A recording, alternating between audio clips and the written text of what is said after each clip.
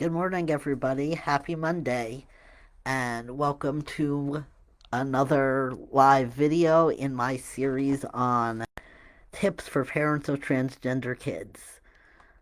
For those who are watching this on YouTube or who are new to the group, my name is Jack Orree. I am a parenting coach and author who works with families of transgender tweens and teens, whether you're a mom, dad, or have some other title for your particular role to help you stop stressing about your kid's transition and start building or rebuilding that close relationship that can last a lifetime.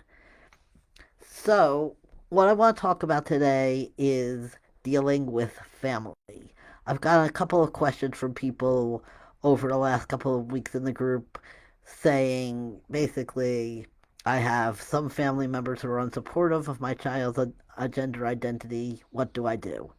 So, let's talk about that. I think that when it comes to dealing with with unsupportive family, the first thing to do is talk to your child about what they want you to do. And that doesn't necessarily mean that's the end all and be all, but it does help.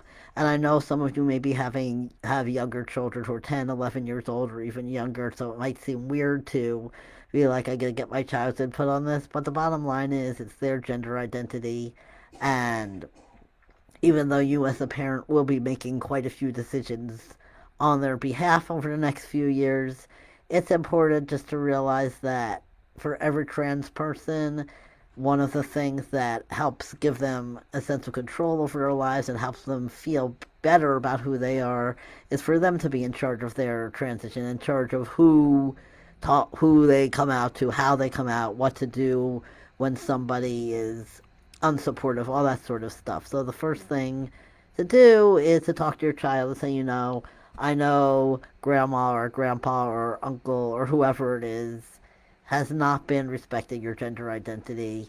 What do you want me to do? Do you want me to share your identity with them again? Do you want me to say something to them? Do you want to ignore it? What do you want to do? And it'll depend on your child because sometimes the child might be like, I don't really care. I don't want to get into it with them. Other times the child might even be like, I don't want to be around this person. Um, or they might say, I want you to keep telling them. I want to be the one to tell them. I want to be the one to stand up to them. I want you to back me up. All those sorts of things. So, first find out from your child. The other thing to consider is what's going to be safe for your child. Um, and hopefully, it does happen that there are people who are physically violent towards trans people. Hopefully, you don't have any of those kinds of people in your family, but some people do. So, if that's a consideration, you definitely want to think about: do you want to be around this family member at all? Do you want your child to be around them at all? That sort of thing. But more commonly, it's just the family member just not respecting the child's gender identity, thinking it's wrong, thinking you're wrong as parents. So, in that case, there are a couple of things to be thinking about. One is, what are they doing specifically? And how is it affecting your child's health, mental health, and well being? And presumably you've had this discussion with your child. It's time to discuss it with the parents or grandparents, or whoever. So, in this case, what you want to do is you want to first decide what exactly you want to say to the person, how you want to handle it. And it's often helpful to do this without the child around because then it's not in front of them and it's not something that they are involved in right now unless they want to be and you feel that and you and them agree that it's something that they should be in on this conversation. But in any case, decide when and where, and try to be specific, when you decide whether you want to talk to the person over the phone or in person and talk to them and tell them specifics, as we've told you, uh, my child is going by this name now and this pronoun now, and it would really be helpful for all of us if you could remember that and use those new names and pronouns. And, express empathy. I know this is difficult. I know this is new for you. I know that you may not be fully on board with it yet, but This is what we feel is best, so please respect that. That kind of thing. Um, there may be times where you also may want to say things like, when my child isn't around, you're telling me that you think this is wrong. And if it's something like that where they're just talking to you outside the child's presence and being pressuring you not to support your child's transition, that's a time where you definitely can be assertive and it's okay to set boundaries and say, we've already discussed this. We've already pointed out that this is important for my child. I've already discussed this with you. I know you have your point of view. I have my point of view. This is not up for debate. We're not discussing this anymore. That kind of thing. And the other thing is to think about how often you want to see this person.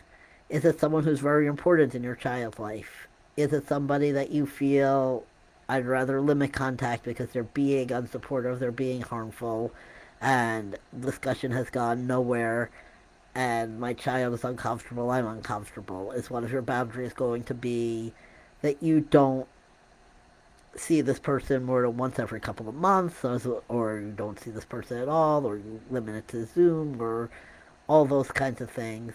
Um, are decisions that you need to make on your child's behalf when you have unsupportive relatives.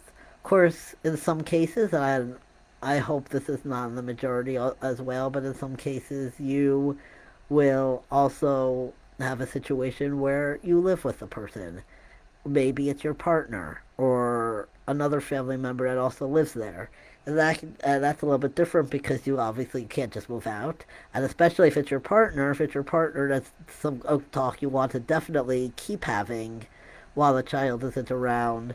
And again, use that active listening, use that empathy. The same things we've been talking about using with your child, you can use with your partner or other family members as well.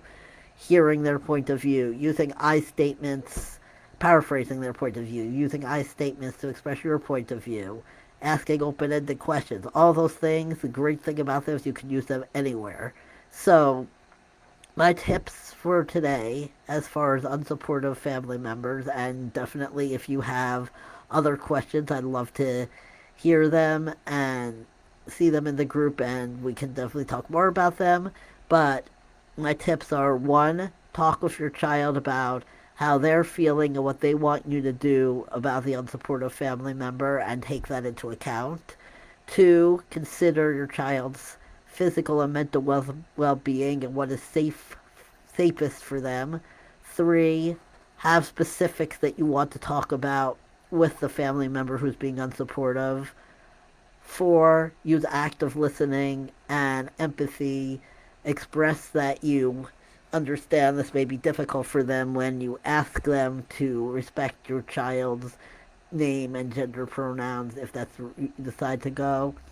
Five, consider setting boundaries on how often you talk with this person or see this person, and on whether you want to discuss the gender identity issues with this person any further. And six, continue to use active listening and empathy when talking with a partner or other person who lives with you who's having difficulty being supportive. I hope all of that was helpful, and I will see you in the group. Otherwise, we will be talking soon. Have a great day, everybody, and we will talk later on.